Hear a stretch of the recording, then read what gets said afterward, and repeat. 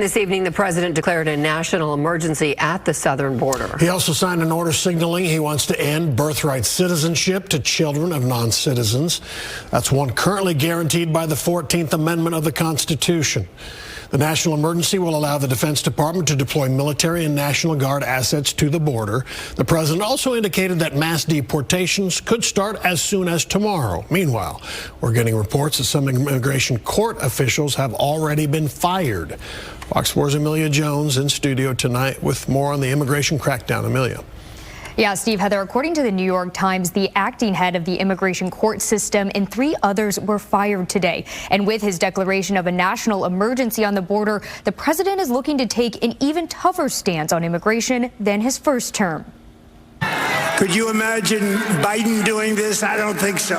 With the stroke of a pen, President Donald Trump made quick work to crack down on the border, first signing several executive orders in front of a packed crowd at Capital One Arena.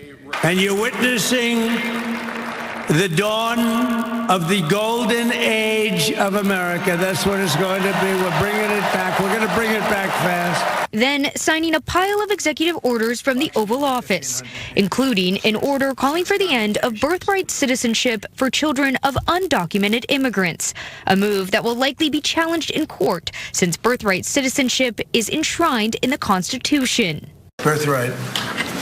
That's a big one. What about that one in the court? That one is likely to be challenged. Could be. We think we have good grounds, but you could be right. I mean, you'll find out. He also signed an order designating cartels as terrorist organizations and an emergency declaration on the border, opening up the use of military assets. It stops as of 1 o'clock this afternoon. The president also revoked several actions taken by the Biden administration, including shutting down the use of a border app called CBP One, which allowed migrants to secure appointments for admission into the United States. Hundreds of people received notices that their appointments at all 8 of the border ports of entry in the Southwest were canceled. The crackdown on immigration continued with Texas Governor Greg Abbott announcing more buoys were installed in the Rio Grande. The state had been in a legal battle with the Biden administration over the buoys, a fight that's not expected with the Trump administration.